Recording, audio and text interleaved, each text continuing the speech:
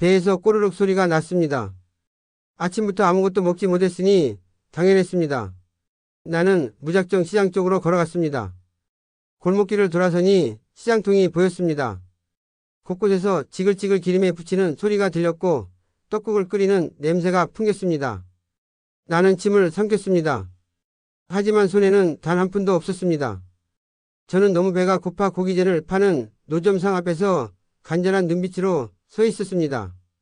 아저씨, 저 하나만 주시면 안 돼요? 하지만 주인 아저씨는 저를 힐끔 쳐다보더니 고개를 저었습니다. 거지한테 줄전 없어.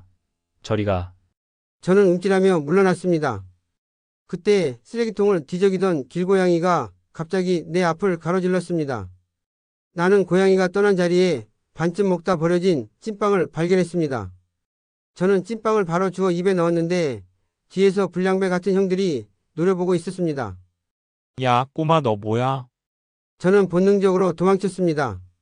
그러나 배가 고프고 기운이 없었기에 금방 붙잡혔습니다.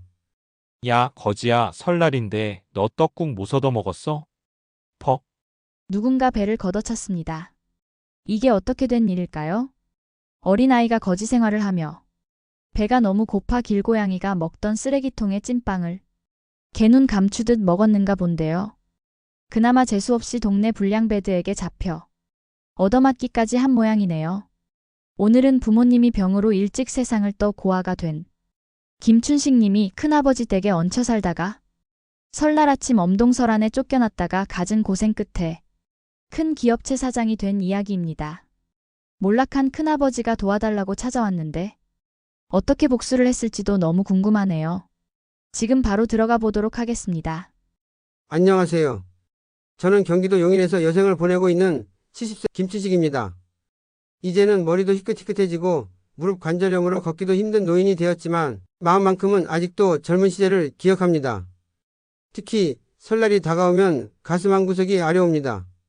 지금은 손자들이 저를 할아버지, 새해 복 많이 받으세요 하며 따뜻하게 안아주지만 어린 시절 저는 설날이 두려웠습니다. 아니, 설날이 오지 않기를 간절히 바랐습니다. 설날 제가 길거리로 버려졌기 때문입니다. 그의 설날은 겨울바람이 살을 에일듯이 차가웠습니다.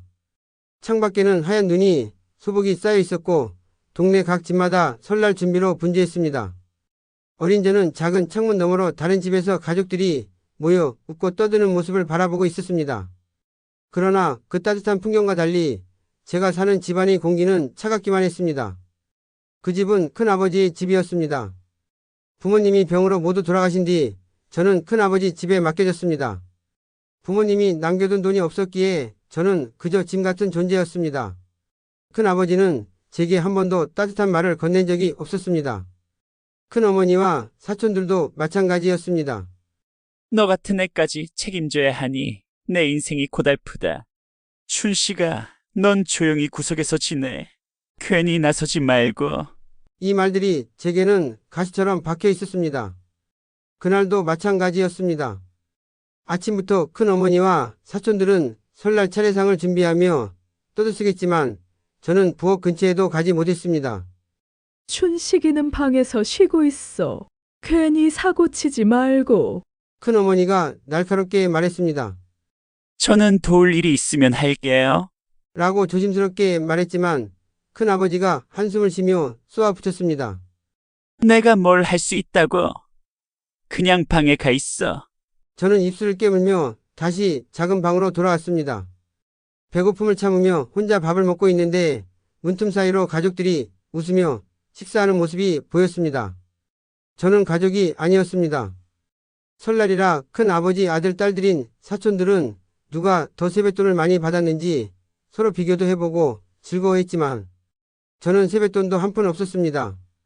그렇게 방 안에서 눈치만 보며 시간을 보내다가 저는 조심스럽게 부엌으로 갔습니다. 조금이라도 도움이 되면 가족으로 인정받을 수 있을까 하는 바보 같은 희망이었습니다. 그러나 운명은 저를 가만히 두지 않았습니다. 떨리는 손으로 설거지를 돕다가 실수로 도자기 접시를 바닥에 떨어뜨리고 말았습니다. 쨍그랑.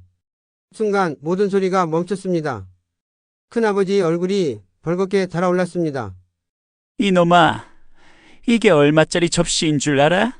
큰아버지는 제 멱살을 잡고 홧김에 저를 밖으로 내던졌습니다. 너 같은 애는 우리 집에 있어봤자 아무 쓸모가 없어. 당장 나가. 문이 쾅 닫혔고 저는 얇은 옷차림으로 차가운 바닥에 나뒹굴었습니다. 한동안 얼어붙은 듯 멍하니 문을 바라보다가 겨우 입을 열었습니다. 큰아버지 제발 한 번만. 하지만 문 안에서는 아무런 대답도 들리지 않았습니다. 찬바람이 뺨을 스쳤습니다. 설날 아침 내게는 가장 끔찍한 날이었습니다. 나는 천천히 골목을 따라 걷기 시작했습니다. 한 집 한 집 창문 너머로 가족들이 둘러앉아 음식을 나누고 웃으며 덕담을 주고받는 모습이 보이기도 했습니다. 나는 멈춰서서 그 장면을 바라보았습니다. 그러다 문득 내 어릴 적 기억이 떠올랐습니다. 부모님이 살아계셨을 때 우리는 작은 방에서 함께 앉아 웃으며 밥을 먹었습니다. 아버지는 설날이면 내 손을 잡고 동네를 돌며 세배를 했고 어머니는 정성껏 차린 음식을 내 앞에 놓아주셨습니다. 하지만 이제 그 모든 것이 사라졌습니다.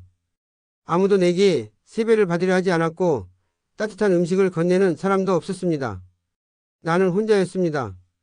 엄마, 아빠, 나는 희미하게 부모님의 이름을 불러보았습니다. 하지만 아무도 대답하지 않았습니다. 얼마나 걸었을까요? 배에서 꼬르륵 소리가 났습니다. 아침부터 아무것도 먹지 못했으니 당연했습니다. 나는 무작정 시장 쪽으로 걸어갔습니다. 골목길을 돌아서니 시장통이 보였습니다. 곳곳에서 지글지글 기름에 부치는 소리가 들렸고 떡국을 끓이는 냄새가 풍겼습니다. 나는 침을 삼켰습니다. 하지만 손에는 단 한 푼도 없었습니다. 저는 너무 배가 고파 고기전을 파는 노점상 앞에서 간절한 눈빛으로 서 있었습니다. 아저씨 저 하나만 주시면 안 돼요? 하지만 주인 아저씨는 저를 힐끔 쳐다보더니 고개를 저었습니다. 거지한테 줄전 없어. 저리 가. 저는 움찔하며 물러났습니다.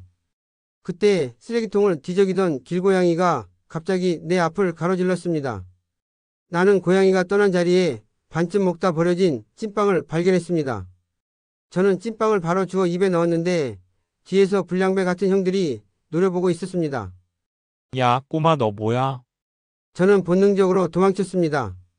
그러나 배가 고프고 기운이 없었기에 금방 붙잡혔습니다. 야, 거지야, 설날인데 너 떡국 못 얻어 먹었어? 퍽, 누군가 배를 걷어찼습니다. 이제 배도 안 고프겠지? 그들은 그렇게 비웃으며 가버렸습니다.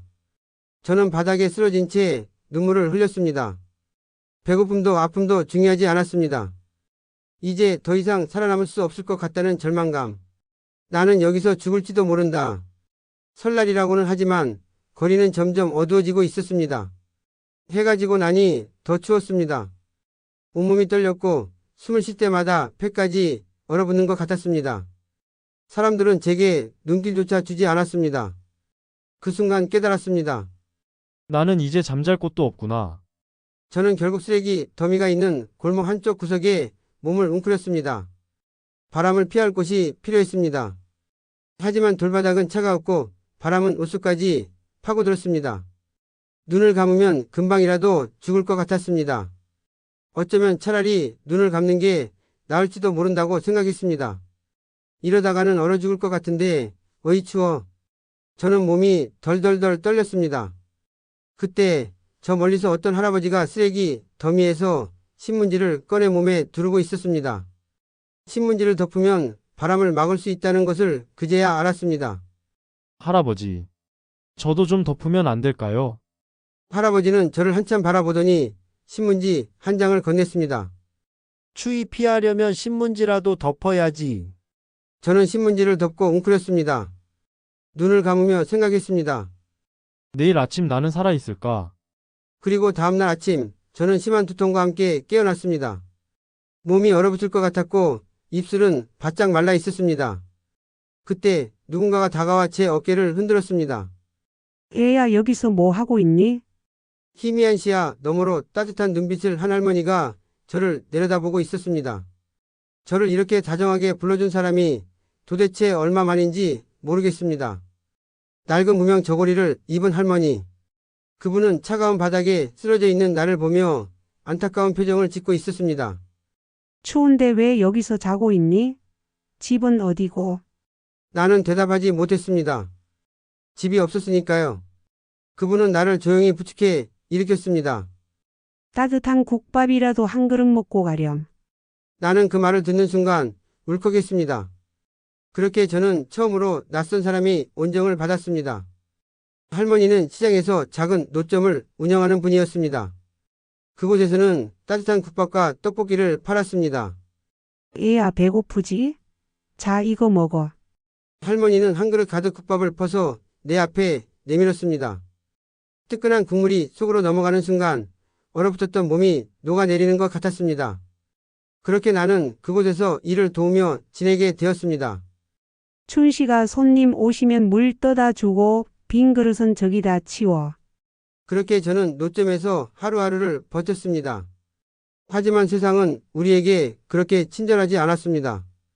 어느 날 장사를 하는 중에 낯선 남자들이 노점으로 다가왔습니다. 그들은 몸집이 크고 험악한 얼굴을 하고 있었습니다. 할머니 이번 달 보호비 안 냈네. 할머니의 얼굴이 창백해졌습니다. 이번 달은 장사가 잘 안 돼서 다음 달에 드릴겨. 그러자 남자 중 한 명이 비웃으며 포장마차의 국수를 발로 찼습니다. 싸! 뜨거운 국물이 바닥에 쏟아졌습니다. 나는 본능적으로 숯을 붙잡으려다가 손등에 뜨거운 국물이 튀었습니다. 악! 나는 소리를 질렀습니다. 그러나 그들은 아랑곳하지 않았습니다. 다음 달에 준다고? 그런 게 어딨어? 남자들은 노점을 뒤엎기 시작했습니다. 그릇이 깨지고 음식이 바닥에 흩어졌습니다. 할머니는 바닥에 주저앉아 울었습니다. 제발 장사만 할 수 있게 해주세요.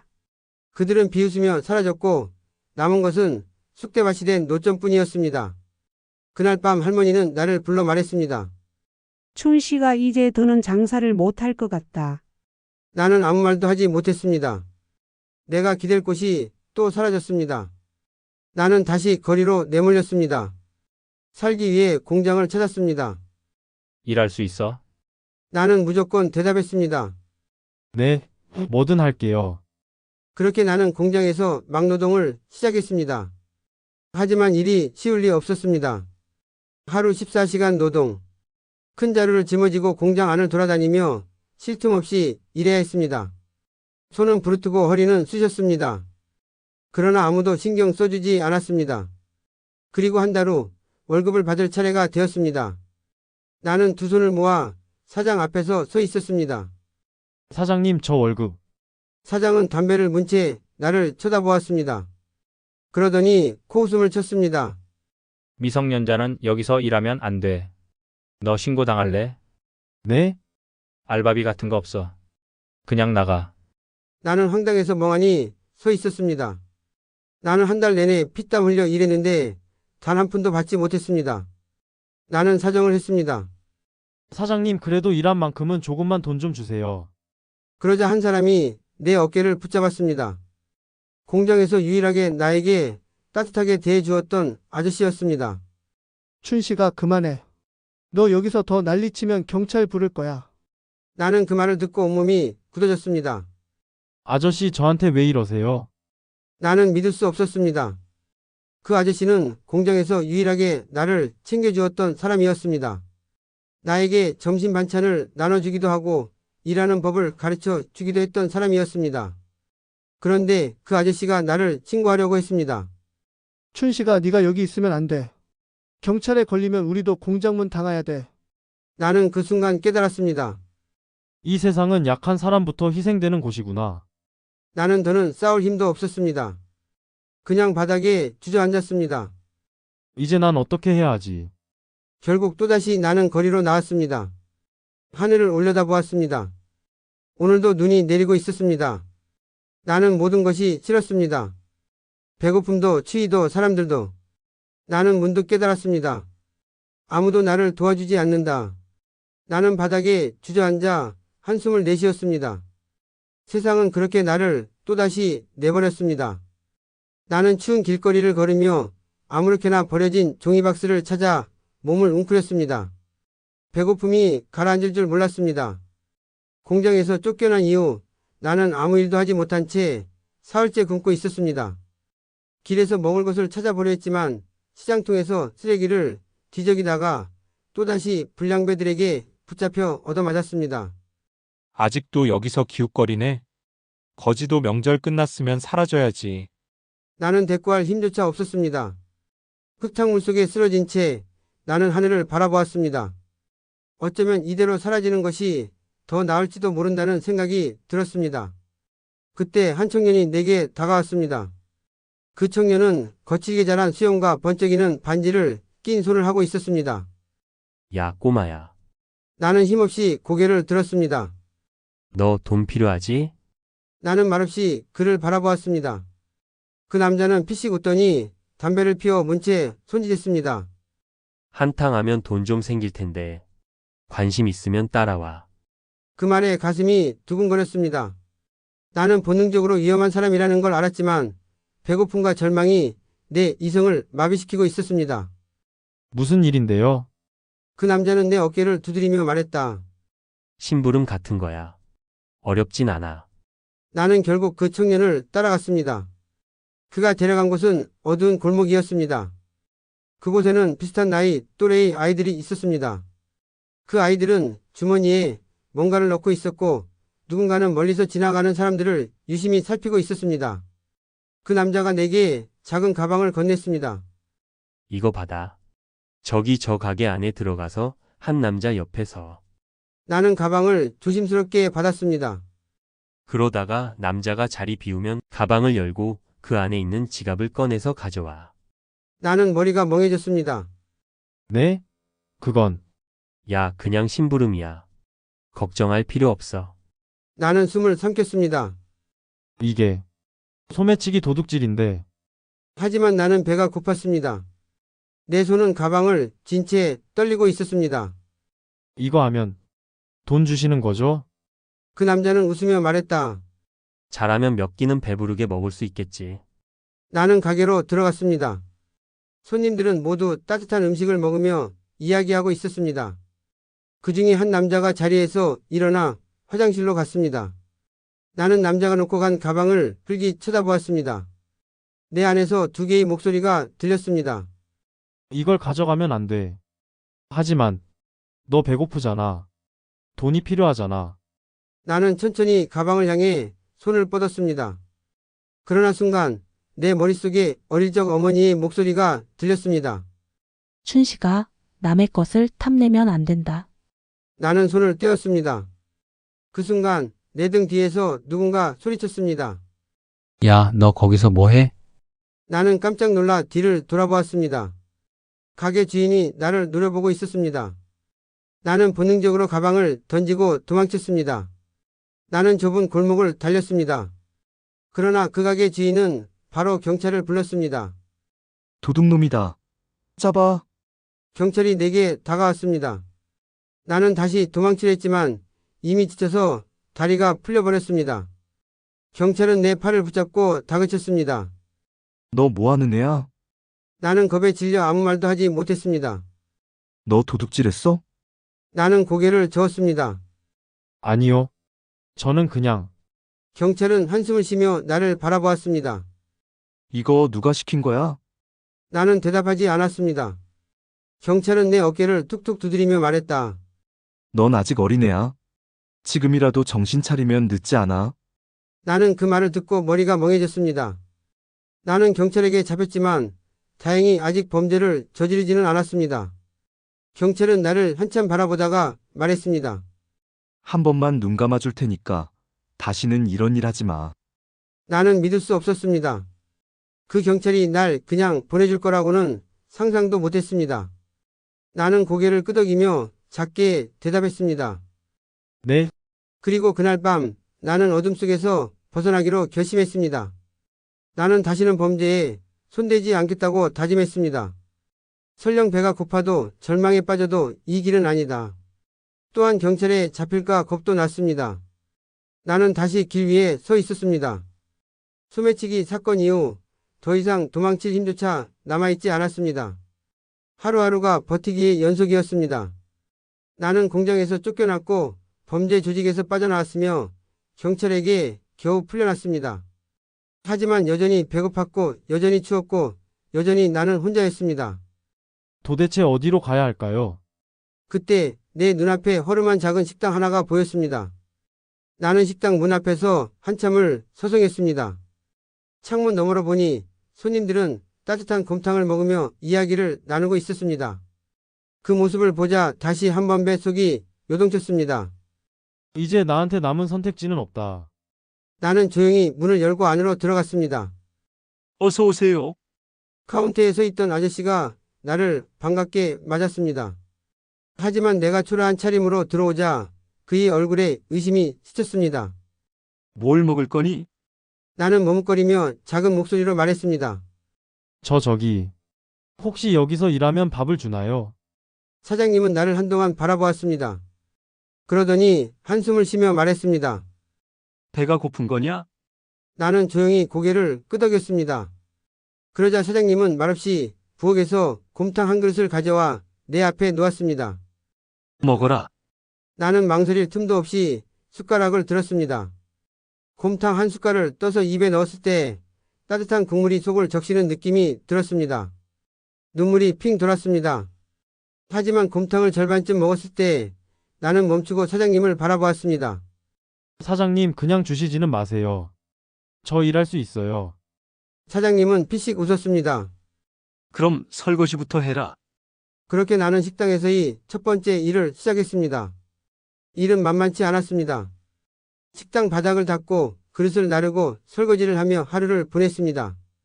하지만 이상하게도 힘들다고 느껴지지 않았습니다. 처음으로 내 손으로 밥을 벌어먹는다는 기분 때문이었을까요? 잘하고 있어, 춘식아. 사장님이 그렇게 말해줄 때마다 나는 더 열심히 했습니다. 하지만 사장님은 단순히 일을 가르쳐주는 것에 그치지 않았습니다. 춘식아, 일도 중요하지만 공부도 해야지. 어느 날 사장님은 내게 낡은 책 한 권을 내밀었습니다. 이게 뭐예요? 책이야. 글은 읽을 줄 아니? 나는 멋쩍게 웃으며 고개를 저었습니다. 어릴 땐 조금 배웠는데 지금은 잘 모르겠어요. 그럼 다시 배우면 되지. 사장님은 아무렇지도 않게 말했습니다. 사람은 배워야 한다. 그래야 세상을 제대로 살아갈 수 있거든.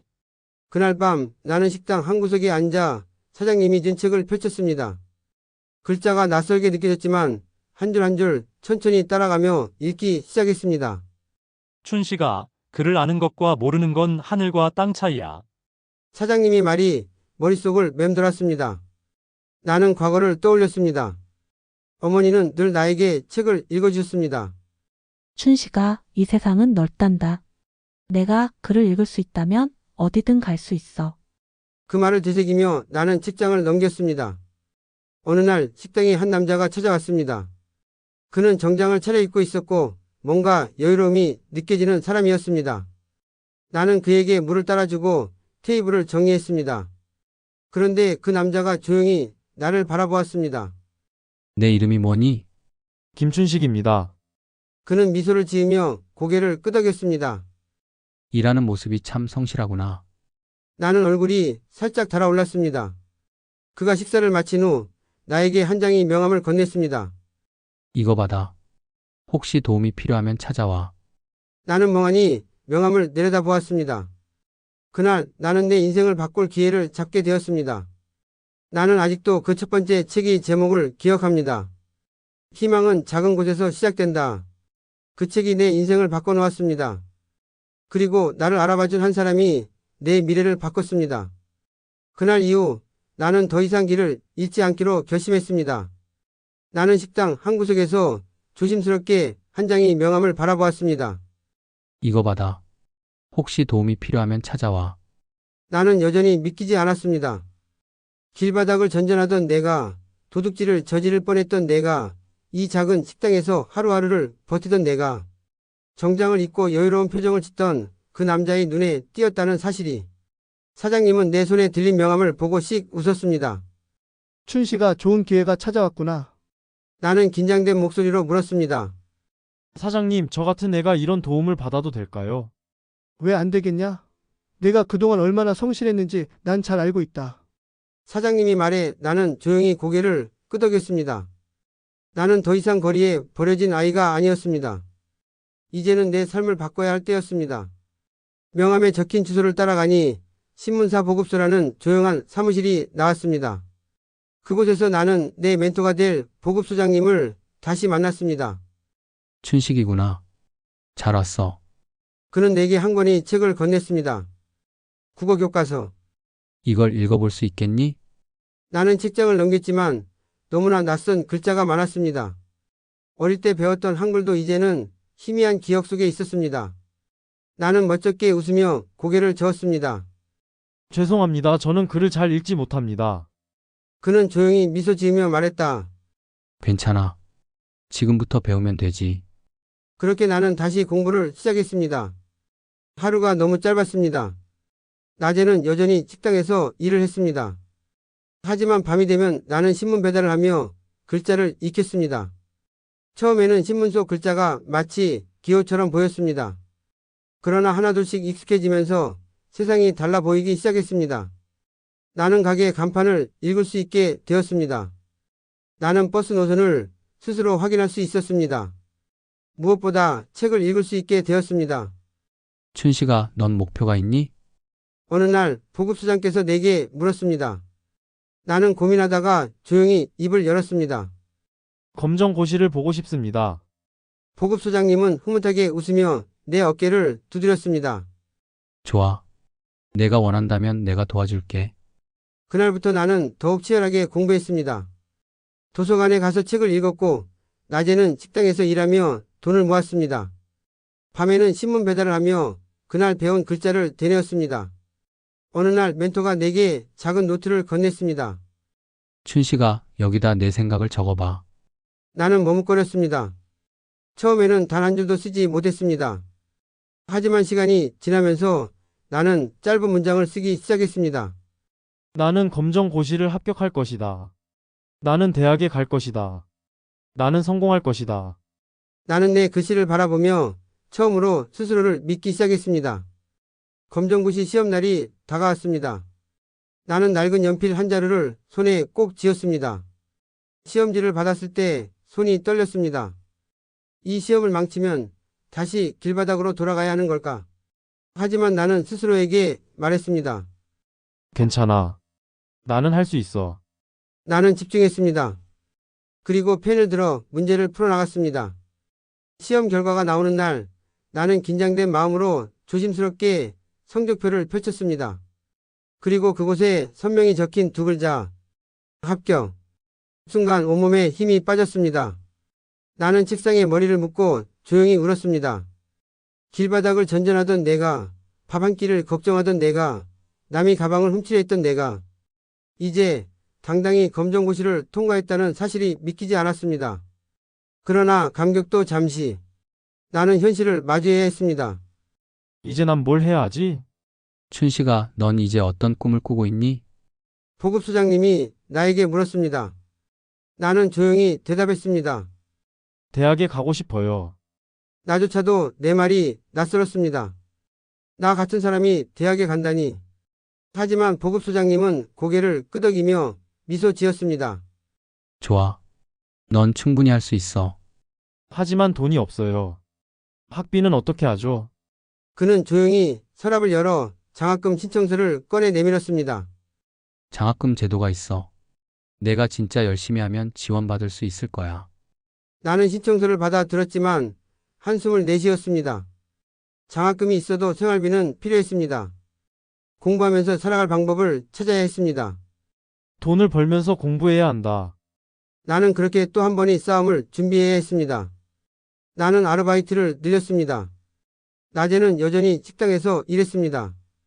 새벽에는 신문 배달, 밤에는 공사장에서 막노동. 그렇게 하루에 3개의 일을 하면서 틈날 때마다 공부했습니다.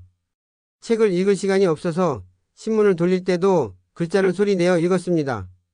나는 대학에 간다. 나는 성공한다. 나는 스스로에게 끊임없이 말했습니다. 어느 날 공사장에서 짐을 나르다가 발을 헛디뎌 넘어졌습니다. 바닥에 철근이 널려 있었고 손바닥이 찢어졌습니다. 하지만 나는 아픈 것도 잊고 다시 일어섰습니다. 공부를 포기할 수 없었습니다. 내가 여기서 멈춘다면 다시 길거리로 돌아가야 했으니까요. 대학 입학을 위해 면접 준비를 해야 했습니다. 나는 면접 예상 질문을 종이에 적어 연습했습니다. 자기소개를 해보세요. 왜 이 학과를 선택했나요? 처음에는 아무 말도 하지 못했습니다. 나는 정규 교육을 받지 못했고 길거리에서 생존하는 법만 배웠습니다. 하지만 보급소장님이 내게 말했습니다. 춘식아, 너는 누구보다 강한 사람이야. 내 이야기를 당당하게 말하면 돼. 나는 거울을 보며 말했습니다. 저는 김춘식입니다. 저는 누구보다 열심히 살았고 이제 대학에서 더 큰 배움을 얻고 싶습니다. 면접 날 나는 낡은 셔츠를 꺼내 다림질했습니다. 거울 앞에 서서 넥타이를 메어보았습니다. 길에서 자라온 내가 이런 모습을 하다니. 나는 긴장된 마음으로 면접장에 들어갔습니다. 교수님들이 나를 바라보았습니다. 그리고 첫 질문이 나왔습니다. 자기소개를 해보세요. 나는 손에 땀을 쥐었습니다. 하지만 나는 보급소장님이 했던 말을 떠올렸습니다. 나는 누구보다 강한 사람이다. 나는 차분하게 입을 열었습니다. 저는 김춘식입니다. 전 어린 시절 부모님을 잃고 길거리에서 살아야 했습니다. 하지만 저는 포기하지 않았습니다. 교수님들의 눈빛이 변하는 게 보였습니다. 저는 배움을 통해 제 삶을 바꾸고 싶습니다. 그리고 언젠가 저처럼 어려운 환경에서 자라는 아이들에게 희망을 주고 싶습니다. 합격 발표일. 나는 가슴이 두근거렸습니다. 게시판 앞에는 많은 학생들이 모여 있었습니다. 나는 조용히 내 이름을 찾아갔습니다. 그리고 그곳에 선명한 글씨로 적힌 이름. 김춘식 마이너스 합격. 나는 눈을 감았습니다. 해냈다. 나는 주먹을 꽉 쥐었습니다. 70년이 지난 지금도 그날의 감격을 잊을 수 없습니다. 그날 나는 내 인생이 새로운 문을 열었습니다. 나는 대학 캠퍼스를 천천히 걸었습니다. 수업을 들으러 가는 학생들 사이에서 나는 잠시 발걸음을 멈추고 하늘을 올려다보았습니다. 여전히 내겐 믿기지 않는 현실이었습니다. 나는 대학생이 되었습니다. 길거리에서 잠을 자던 아이가 글조차 제대로 읽지 못했던 내가 이제 강의실에서 수업을 듣고 친구들과 토론을 하고 있었습니다. 모든 것이 꿈만 같았습니다. 하지만 나는 잘 알고 있었습니다. 이것이 끝이 아니라는 것을. 대학을 졸업한 뒤 나는 반드시 취업을 해야 했습니다. 그리고 나는 반드시 성공해야 했습니다. 대학 시절 나는 장학금을 받으며 학업에 매진했습니다. 하지만 학비뿐만 아니라 생활비도 필요했습니다. 그래서 나는 낮에는 수업을 듣고 밤에는 여러 가지 아르바이트를 했습니다. 식당 서빙, 신문 배달, 공사장 일. 그러면서도 나는 늘 책을 붙잡고 있었습니다. 나는 더 높은 곳으로 갈 거야. 나는 도서관에서 늦은 밤까지 취업 준비를 했습니다. 신문을 보며 최신 경제 뉴스를 읽었고 선배들에게 면접 팁을 물었습니다. 그리고 마침내 졸업을 앞두고 나는 대기업 취업 준비에 돌입했습니다. 하지만 현실은 쉽지 않았습니다. 수십 개의 기업에 지원했지만 번번이 불합격 통보를 받았습니다. 죄송합니다. 이번 채용 과정에서 좋은 결과를 드리지 못하게 되었습니다. 나는 고개를 떨구고 한숨을 쉬었습니다. 내가 너무 부족한 걸까? 하지만 포기할 수 없었습니다. 나는 여기까지 왔다. 끝까지 버텨야 한다. 그리고 마침내 나는 한 대기업에서 수십 명의 경쟁자들 사이에서 내 인생을 걸고 면접을 보았습니다. 김춘식 씨, 자기소개 부탁드립니다. 나는 두 손을 꼭 쥐었습니다. 그리고 나는 말했습니다. 저는 김춘식입니다. 저는 어릴 적 부모님을 잃고 길거리에서 자랐습니다. 하지만 포기하지 않았습니다. 공부를 시작했고 검정고시에 합격했으며 대학에 진학했습니다. 면접관들의 시선이 내게 쏠렸습니다. 나는 숨을 고르며 덧붙였습니다. 어떤 일이든 최선을 다할 준비가 되어 있습니다. 저는 절박함이 무엇인지 알고 있으며 이를 강한 책임감으로 바꿀 수 있습니다. 면접이 끝난 후 나는 긴장된 마음으로 결과를 기다렸습니다. 그리고 며칠 후 내게 한 통의 전화가 걸려왔습니다. 김춘식 씨, 축하드립니다. 최종 합격하셨습니다. 그 순간 나는 주먹을 꽉 쥐었습니다. 드디어 해냈다. 나는 더 이상 길거리를 떠도는 사람이 아니었습니다. 이제 나는 대기업 신입사원이 되었습니다. 나는 정장을 입고 첫 출근을 했습니다. 사무실에 들어서자 수십 명의 동기들이 긴장된 표정으로 앉아 있었습니다. 그리고 팀장님이 우리를 보며 말했다. 이 회사에서 살아남으려면 남들보다 2배, 3배는 더 노력해야 합니다. 나는 긴장된 마음으로 고개를 끄덕였습니다. 그리고 그 말은 사실이었습니다. 대기업의 세계는 경쟁 그 자체였습니다. 하루에도 수십 개의 보고서가 쏟아졌고 상사의 요구는 끝이 없었습니다. 새벽까지 야근하는 날이 많았고 주말에도 일을 해야 하는 경우가 많았습니다. 하지만 나는 포기하지 않았습니다. 나는 남들보다 일찍 출근했고 남들보다 늦게 퇴근했습니다. 나는 보고서를 쓸 때마다 더 나은 방법을 고민했고 실수를 줄이기 위해 반복해서 검토했습니다. 그 결과 나는 빠르게 인정받기 시작했습니다. 김 대리, 이번 기획안 아주 좋았어. 앞으로도 기대할게. 나는 짧게 인사를 하고 자리로 돌아왔습니다. 내 이름 앞에 대리라는 직급이 붙었습니다. 나는 승진했고 회사에서 인정받는 사람이 되었습니다. 그러나 그 과정에서 나는 깨닫기 시작했습니다. 이곳에서도 나는 자유롭지 않다. 성공을 하면 할수록 더 큰 기대가 나를 짓눌렀습니다. 성과를 내기 위해서는 더 많은 시간을 일해야 했고 경쟁에서 밀리지 않기 위해서는 남들보다 더 열심히 해야 했습니다. 하지만 문제는 내가 무엇을 위해 이렇게까지 노력하는지 모르겠다는 것이었습니다. 나는 그저 더 높은 자리로 올라가야 한다는 강박 속에서 살고 있었습니다. 어느 날 밤 회사 건물의 불이 꺼지지 않은 창문을 바라보며 생각했습니다. 나는 정말 행복한 걸까? 나는 가난에서 벗어나고 싶었고 성공하고 싶었으며 자유롭고 싶었습니다. 하지만 나는 여전히 어떤 틀 안에 갇혀 살아가고 있었습니다. 이제 나는 또 다른 선택을 해야 할 시점이었습니다. 나는 이곳에서 계속 살아남아야 할까요? 아니면 내 진짜 삶을 찾아 떠나야 할까요? 지금 돌이켜보면 그때가 내 인생이 가장 중요한 순간 중 하나였습니다. 나는 대기업에서 인정받았지만 동시에 진짜 자유가 무엇인지 고민했던 시기였습니다. 나는 손자들에게 말합니다. 성공하는 것도 중요하지만 내가 진정 원하는 삶이 무엇인지 아는 게 더 중요하단다. 손자들은 고개를 끄덕이며 내 이야기를 듣습니다. 나는 조용히 창밖을 바라봅니다. 그때의 나처럼 지금도 많은 사람들이 성공과 자유 사이에서 고민하고 있을 것입니다. 대기업에서 나는 성공했습니다. 빠른 승진, 안정적인 연봉, 모두가 부러워하는 자리. 그러나 나는 여전히 마음 한구석이 허전했습니다. 책상 위에 놓인 보고서를 바라보며 생각했습니다. 이게 내가 원하는 삶인가? 나는 회사에서 인정받았지만 여전히 누군가의 지시를 따르는 삶을 살고 있었습니다. 내가 원하는 것은 진짜 자유였습니다. 그리고 나는 그것을 찾기 위해 새로운 길을 가기로 결심했습니다. 나는 사직서를 제출했습니다. 주변에서는 모두 말렸습니다.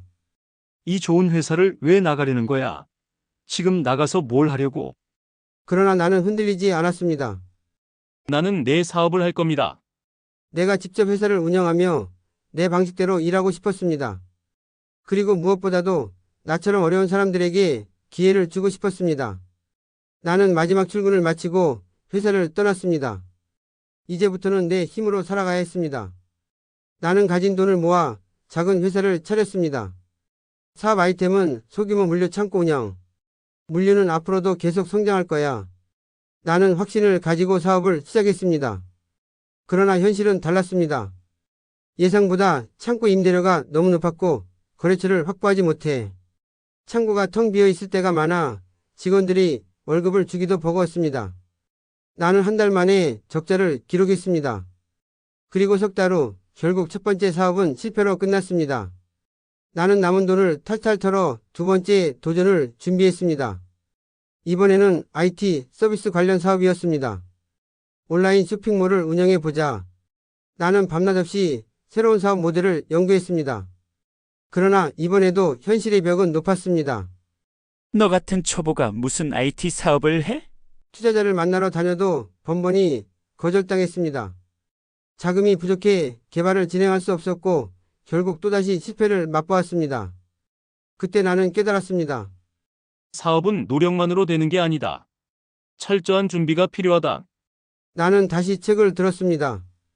경영, 마케팅, 재무 관련 책을 밤새 읽었습니다. 그리고 실패해서 배운 경험을 바탕으로 세 번째 도전을 준비했습니다. 나는 소자본으로 운영할 수 있는 비즈니스 모델을 고민했습니다. 그러다 우연히 중고 전자기기 유통사업을 떠올렸습니다. 새 제품을 사기 어려운 사람들에게 저렴한 중고 전자기기를 제공하면 어떨까? 나는 이 아이디어를 바탕으로 직접 발로 뛰며 중고 전자기기를 수집하고 수리하여 판매하기 시작했습니다. 그리고 이번에는 고객과의 신뢰를 가장 중요하게 생각했습니다. 반드시 정품만 취급한다. 투명한 거래 원칙을 지킨다. 가난한 사람들도 쉽게 구매할 수 있도록 지원한다. 입소문이 나기 시작했고 고객이 하나둘씩 늘어나기 시작했습니다. 나는 마침내 사업을 궤도에 올릴 수 있었습니다. 사업이 점점 커지면서 나는 직원들을 채용하기 시작했습니다. 그리고 그 중에는 과거의 나처럼 어려운 환경에서 자란 젊은이들도 있었습니다. 사장님, 정말 감사합니다. 저는 이 일을 통해 제 삶을 바꿀 수 있을 것 같아요. 한 직원이 내게 그렇게 말했을 때 나는 마음이 뭉클했습니다. 나는 단순히 돈을 버는 것이 아니라 사람들에게 희망을 주는 사람이 되고 싶었습니다. 그렇게 나는 새로운 프로젝트를 시작하기로 했습니다. 나는 과거의 나처럼 가난하고 배움이 부족한 사람들을 돕기 위해 희망의 길 프로젝트를 시작했습니다. 이 프로젝트를 통해 나는 두 가지 목표를 세웠습니다. 취약계층 청년들에게 일자리를 제공한다. 어려운 학생들에게 장학금을 지원한다. 나는 이 프로젝트를 통해 더 많은 사람들에게 새로운 기회를 주고 싶었습니다. 왜냐하면 나 또한 누군가의 도움을 받아 여기까지 올 수 있었기 때문입니다.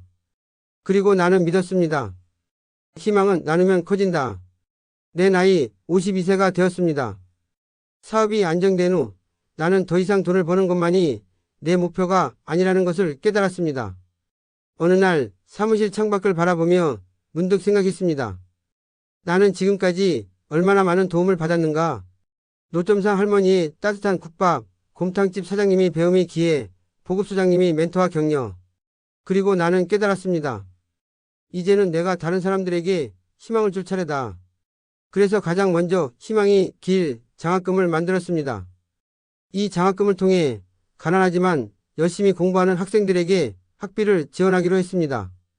첫 장학생을 선발하는 날 나는 직접 학생들이 사연을 읽었습니다. 부모님이 모두 돌아가셨지만 꿈을 포기하지 않고 있습니다. 매일 아르바이트를 하면서도 공부를 포기하지 않습니다. 그들이 사연을 읽을 때마다 나는 과거의 내 모습이 떠올랐습니다.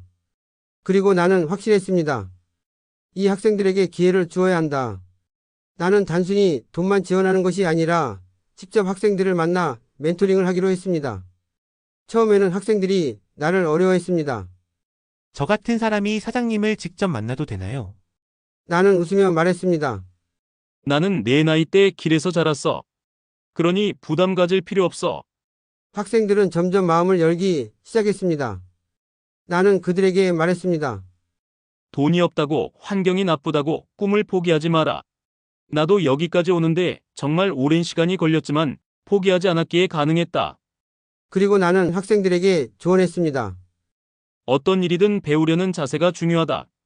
작은 성공을 쌓아가면 언젠가 큰 성공이 온다. 자신을 믿어야 한다. 내가 내 자신을 믿지 않으면 아무도 믿어주지 않는다. 몇 년이 지나자 내게 장학금을 받았던 학생들이 하나둘씩 찾아오기 시작했습니다. 사장님, 저 대학에 합격했어요. 사장님, 저 원하는 직장에 취업했어요. 그들의 밝은 얼굴을 보며 나는 마음이 뭉클했습니다. 내가 받은 도움을 이렇게 돌려줄 수 있다니? 어느 날 한 학생이 나를 찾아왔습니다. 그는 장학금을 받고 공부하던 학생이었습니다. 사장님, 저는 이제 저처럼 어려운 학생들에게 장학금을 주고 싶어요. 나는 조용히 미소 지었습니다. 희망은 이렇게 또 다른 희망을 만들어가고 있었습니다. 나는 점점 더 많은 아이들에게 기회를 주고 싶었습니다. 그래서 희망의 길 프로젝트를 더욱 확장하기로 했습니다. 나는 기업과 협력하여 취약계층 학생들이 실질적인 도움을 받을 수 있도록 시스템을 구축했습니다. 그리고 그들은 점점 성장해 나갔습니다. 나는 그들을 보며 확실했습니다. 희망은 나눌수록 커진다. 어느 봄날 나는 사무실 창밖을 바라보고 있었습니다. 따뜻한 햇살이 창문을 통해 들어오고 있었습니다. 나는 여전히 바빴습니다.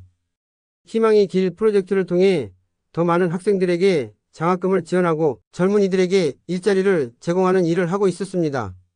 하지만 내 마음 한구석에는 항상 무언가가 남아 있었습니다.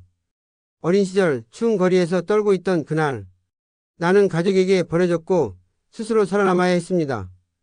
그 상처는 오랜 세월이 흘렀어도 쉽게 아물지 않았습니다. 그러나 나는 지금 성공했습니다. 나는 과거를 극복했고 이제 남을 도울 수 있는 사람이 되었습니다. 그런데 그때였습니다. 문이 조용히 열리더니 한 남자가 들어왔습니다. 나는 눈을 크게 떴습니다. 큰아버지였습니다. 나는 숨을 멈추었습니다. 큰아버지는 예전과 달랐습니다. 한때 나를 거칠게 내쫓았던 그 거만한 모습은 어디에도 없었습니다. 그는 비쩍 마른 얼굴에 낡고 해진 옷을 입고 있었습니다. 눈은 움푹 들어가 있었고 손은 떨리고 있었습니다. 그는 나를 바라보며 애타는 눈빛으로 말했습니다. 춘씨가 아니, 이제 사장님이라고 불러야겠구나. 나는 말없이 그를 바라보았습니다. 오랜만이었습니다. 아니, 사실 이렇게 다시 만날 거라곤 생각조차 하지 못했습니다. 큰아버지는 침을 삼키며 어렵게 말을 이어갔습니다. 나 좀 도와줄 수 있겠니? 그 한마디가 내 가슴을 철렁 내려앉게 했습니다. 나는 과거의 기억 속으로 빠져들었습니다. 추운 설날 아침, 넌 우리 집에 있어봤자 짐덩어리야. 당장 나가. 나는 차가운 거리로 내팽개쳐졌습니다. 그날 밤 나는 배고픔과 추위에 떨며 길에서 울었습니다. 나는 살아남기 위해 거리를 떠돌았고 구걸했고 일자리를 찾아 헤맸습니다. 하지만 큰아버지는 한 번도 나를 찾지 않았습니다. 그렇게 나는 철저하게 버려졌습니다. 그리고 지금 그가 나에게 도움을 요청하고 있었습니다. 나는 주먹을 꽉 쥐었습니다. 이제 와서 나한테 도움을 청한다고. 나는 깊이 숨을 들이마셨습니다. 큰아버지, 왜 나를 찾아오셨습니까? 나는 최대한 차분하게 물었지만 목소리는 떨렸습니다. 그는 고개를 숙였습니다. 나 다 잃었어. 나는 눈을 찌푸렸습니다. 무슨 말씀이신지 모르겠군요. 그는 떨리는 목소리로 말했습니다. 사업이 망했어. 친구를 믿고 투자했다가 모든 걸 잃었어. 집도 날아가고 이제 갈 곳도 없어. 나는 비웃고 싶었습니다. 그가 나를 버렸던 것처럼 세상도 이제 그를 버린 것이었습니다. 이게 인과응보란 건가? 나는 차갑게 물었습니다. 그래서 이제 저한테 도움을 청하러 오셨습니까? 큰아버지는 아무 말도 하지 못했습니다. 나는 한참 동안 그를 바라보았습니다. 그리고 문득 내 안이 두 개의 목소리가 충돌하기 시작했습니다. 너를 버린 사람이야. 절대 용서하지 마. 하지만 그는 내 유일한 가족이야. 나는 과거를 용서할 수 있을까? 나는 그를 바라보았습니다. 그는 정말 모든 걸 잃은 사람처럼 보였습니다. 과거의 강압적인 태도는 사라지고 눈앞에는 무너진 노인이 서 있었습니다. 나는 한숨을 쉬었습니다. 큰아버지, 제가 길에서 고통받을 때 단 한 번이라도 저를 찾으셨습니까? 그는 눈을 감았습니다. 그리고 힘겹게 입을 열었습니다. 아니. 나는 그의 대답을 듣고 고개를 숙였습니다. 그리고 내 손을 바라보았습니다. 이 손으로 나는 내 인생을 만들어냈습니다. 나는 혼자 힘으로 여기까지 왔습니다. 그렇다면 이제 내가 무엇을 해야 할까? 그를 용서하고 도울 것인가? 아니면 과거처럼 그를 버릴 것인가? 나는 천천히 입을 열었습니다. 큰아버지, 전 오랫동안 미워했습니다. 큰아버지는 조용히 고개를 끄덕였습니다. 나는 깊은 숨을 들이마셨습니다. 하지만 전 이제 미워하지 않기로 했습니다. 큰아버지의 눈이 커졌습니다. 나는 말을 이었다. 저는 과거에 집에서 쫓겨나 길에서 고통받았습니다. 하지만 그 덕분에 저는 더 강해졌고 더 많은 것을 배웠습니다. 그리고 지금 저는 다른 사람들을 돕는 사람이 되었습니다. 나는 조용히 책상 위에서 서류 한 장을 꺼냈습니다. 여기 임시 거주지 주소입니다. 일단 몸을 추스르세요. 큰아버지는 충격을 받은 듯 내 손을 바라보았습니다. 춘씨가 넌 날 용서하는 거니? 나는 고개를 저었습니다. 아직은 아닙니다. 나는 조용히 덧붙였습니다. 하지만 저는 저 자신을 위해 증오를 내려놓기로 했습니다. 그 순간 그의 눈에서 눈물이 흘렀습니다. 나는 천천히 차를 마셨습니다. 커피의 쓴맛이 입안 가득 퍼졌습니다. 내 눈앞에는 초라한 모습이 큰 아버지가 앉아 있었습니다. 내가 너무 어리석었다. 그 순간 나는 과거의 기억 속으로 다시 빨려 들어갔습니다. 너 같은 애는 우리 집에 있을 자격이 없어. 당장 나가. 다시는 돌아오지 마라. 그날의 상처는 너무나 깊었습니다. 나는 길거리에 버려졌고 얼어붙은 거리에서 죽을 뻔했습니다. 그리고 이제 그가 내 앞에서 용서를 구하고 있었습니다. 나는 차를 한 모금 더 마셨습니다. 쓴맛이 더 강하게 느껴졌습니다. 큰아버지, 저는 길에서 죽을 뻔했습니다.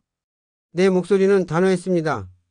그는 고개를 떨구며 입술을 깨물었습니다. 나는 계속 말했습니다.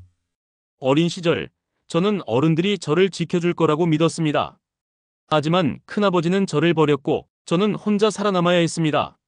그는 눈물을 머금고 말했습니다. 미안하다, 정말 미안하다, 춘식아. 나는 깊은 한숨을 내쉬었습니다. 미안하다고 해서 그때의 상처가 사라지지는 않습니다. 나는 솔직히 말했습니다. 그렇지만 이제는 미워하고 싶지 않습니다. 나는 큰아버지를 바라보며 생각했습니다. 이제는 과거를 붙잡고 살 필요가 없다. 큰아버지는 한동안 말이 없었습니다. 과거의 나는 복수를 꿈꿨습니다. 내가 성공하면 그를 외면하리라. 과거처럼 내가 그를 버리리라. 하지만 막상 그가 내 앞에 무릎을 꿇고 용서를 구하고 있어 나는 큰아버지를 버릴 수 없었습니다. 나는 조용히 입을 열었습니다. 저는 과거를 반복하고 싶지 않습니다. 미워하며 사는 것보다 용서하며 사는 것이 더 나은 삶이라는 걸 배웠습니다. 큰아버지는 울기 시작했습니다. 그의 어깨가 작게 떨리고 있었습니다. 나는 조용히 자리에서 일어나 그의 앞에 앉았습니다. 그리고 조용히 말했습니다. 이제 우리 다시 가족이 될 수 있을까요? 그는 아무 말도 하지 못한 채 조용히 고개를 끄덕였습니다. 나는 올해 설날에도 노점상 국밥 할머니 산소를 찾아갔습니다. 작은 마른 풀들이 흩날리는 무덤 앞 나는 무릎을 꿇고 조용히 손을 모았습니다. 할머니, 저 왔어요. 무덤 위에 작은 국화꽃을 올려두었습니다. 나는 천천히 눈을 감고 과거를 떠올렸습니다. 거리에 버려진 10살의 나. 추운 밤 따뜻한 국밥을 내밀어준 노점상 할머니. 그때 그 국밥이 아니었다면 나는 아마 그날 밤을 버티지 못했을 것이다. 할머니는 내게 음식만 준 것이 아니었습니다. 얘야, 힘들겠지만 포기하지 마라. 그 한마디가 내 삶의 첫 번째 희망이었습니다. 나는 창밖을 바라보고 있습니다. 노을이 지고 있습니다. 이제 내 삶에도 서서히 기울어가고 있습니다. 하지만 나는 두렵지 않습니다. 왜냐하면 나는 이 세상에 희망을 남겼기 때문입니다. 나는 손자들에게 말합니다. 할아버지는 길거리에서 컸단다. 하지만 포기하지 않았어. 손자들은 내 말을 조용히 듣고 있습니다. 나는 한숨을 내쉬며 덧붙였습니다. 인생은 고난의 연속이지만 끝까지 버티면 희망은 있다. 나는 70평생의 이야기를 마치면 누군가 이 글을 읽고 힘을 얻었으면 좋겠다고 생각합니다. 나처럼 포기하지 않기를. 네. 오늘 이야기는 어떠셨나요? 오늘 이야기를 듣고 어떻게 생각하시는지 어머님, 아버님의 생각을 댓글로 공유해주세요. 또한 좋아요, 구독, 알람 설정을 통해 앞으로도 따뜻한 정을 나눌 수 있게 함께 해주세요. 어머님, 아버님의 삶의 지혜와 경험을 나눌 수 있는 통로가 되겠습니다. 오늘도 인생아리랑을 통해 사연을 들어주셔서 감사합니다. 저는 또 다른 사연으로 찾아뵙겠습니다.